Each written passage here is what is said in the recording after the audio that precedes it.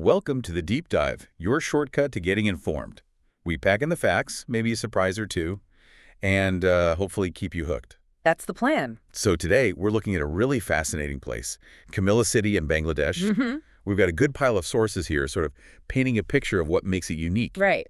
And our mission, really, is to quickly unpack all those layers, the history, the culture, the modern stuff, give you a real shortcut to understanding Comilla. Okay, let's get into it. Yeah, it's quite something. It really shows how you can weave, this deep ancient past into a city that's growing, like right now. That is fascinating. How seamlessly it does it. That's the key part. Okay, so let's start with the basics, maybe lay the groundwork. Where is it? It's a major city, Chittagong Division of Bangladesh, and it's situated right on the Gomti River. Right, the river. And location often means connections, infrastructure. Exactly. And it's got some historic ones. It's on the old Grand Trunk Road, which, well, most people probably know as the Dhaka Chittagong Highway now. Okay, that's a big one. Huge. And also a railway. The main station goes way back 1895. Wow, 1895. So that early infrastructure, that must have been pretty important. Oh, absolutely. I mean, if you zoom out, that kind of connectivity is foundational, isn't it? Yeah. Being on a major route like the Grand Trunk Road, which saw empires come and go, Yeah. and getting rail access that early, it really it set the stage for Cumilla's development, its importance in the region. It's like it was built for movement, for connection. You could say that, yeah. And that foundation seems to have fueled some serious growth over the years. Well, you see it in its status change. It started as municipality way back in 1864. Okay. Then, much more recently, 2011, it got upgraded to a city corporation. That signals, a bigger role. A bigger footprint, too, physically. Definitely. The city itself is about 61 square kilometers, but the whole metro area, it spreads out to nearly 148. That's quite a difference. What about population? The city count, as of 2022, was around 440,000. But the wider metro area, they're projecting it could hit almost 700,000 by 2025, pretty soon. So nearly double the city population in the wider area. That's fast growth. What does that tell someone who's just encountering Comilla for the first time? It tells you you're looking at a really dynamic place. I mean, it's transforming. Right. That jump from municipality to city corporation, plus those population numbers, it points to, well, growing regional influence, a more complex urban life. You can feel the modern pulse. Exactly. The pulse of modern Bangladesh. But, and this is the interesting part, it's also got these incredibly deep roots. Ancient roots. Yeah, let's shift gears to that, because beyond the highways and the population growth, there's this whole other layer, isn't there? Oh, yeah. A deep one. Comilla's history goes way back, ancient Bengal. And apparently it really thrived under a specific dynasty. That's right, the Chandra dynasty. They were very influential in the region. And they built something quite famous there. They did. Shalban Vihara. It's in Meghna, which is part of the greater Comilla area. Shalban Vihara. What was it exactly? It wasn't just a building. It was a major center for Buddhist learning. Think like a university and monastery combined almost. Wow. So a hub of knowledge back then. A huge hub.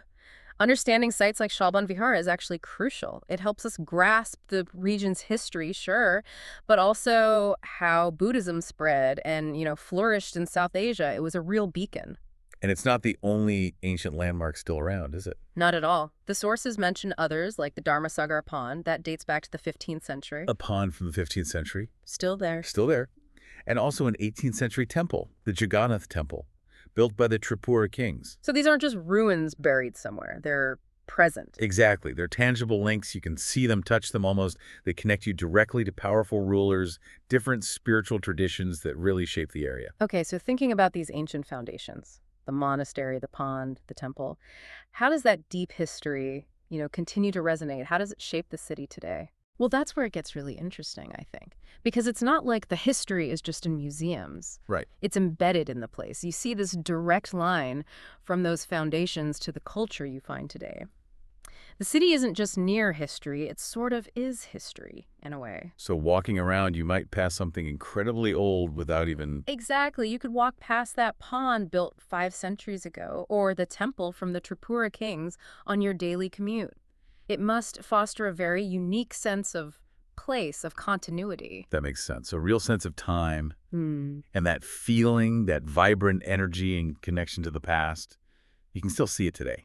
in the culture. Absolutely. If we look at the cultural tapestry now, there's more recent history, too. There's the Meghna Museum, for instance. What's in there? Relics, artifacts, mostly from around the 7th and 8th centuries, Yeah. so tying back to that earlier period. Okay. But then there's also something much more recent and quite sobering, the World War II cemetery. It's in the Meghna Cantonin area. Right, the war cemetery. That brings in a whole different layer of global history intersecting with this place. It really does. You have these ancient artifacts, and then just nearby, these quiet reminders of a huge 20th century conflict. It gives you this compelling cross-section of, well, human history all in one area. Shows how global events touch this region, too. And there are palaces. I saw a mention of Tippura Palace. Yes. And it has some pretty cool connections. 2 major cultural icons are associated with it. Oh, The legendary musician, S.D. Burman, wow, okay. and the revered poet, Qazi Nazrul Islam. That's quite the pedigree for one palace. And then Yeah. something about water tanks. Lots of them. Get this, over 400 historic water tanks, including that Dharmasagar one we mentioned. 400 historic ones. That's astonishing. Isn't it? It speaks volumes about, historical infrastructure, water management, planning. For centuries. Exactly.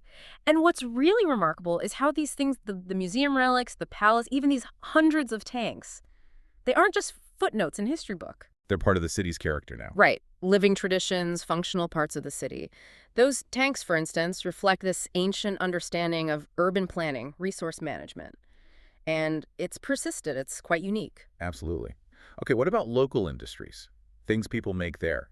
Well, Cumilla is particularly famous for its handloom khadi industry. Khadi. That sounds familiar. Isn't that linked to... The Swadeshi movement, yes. That big nationalist push during the colonial era, focusing on self-reliance, using local goods. So that industry has deep historical roots, too, tied to independence movement. Precisely. It's not just about textiles. It's woven into national identity. That's fascinating. Anything else? Yeah, there's also notable kinging and bamboo crafts and pottery work, too, traditional skills. And it's an educational center as well, right? A significant one. It's home to Comilla University and also Victoria College, which is really old, founded back in 1899. Wow.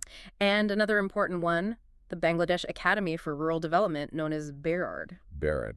What does that do? It's a major institution focused on, well, rural development strategies and training. Very influential. So connecting that khadi industry back to Swadeshi, it really shows how history shapes the local economy, local pride, even today. Right. And having institutions like BRD and Victoria College, they're vital for the region. They foster education, but also practical progress, especially for rural communities. Yeah. Shapes the future. You really get a sense of a city buzzing with life. Festivals must be a big part of that. Oh, definitely. The sources mention big celebrations like Pohela Boishakh, the Bengali New Year, Durga Puja, Eid celebrations, Ras Malala.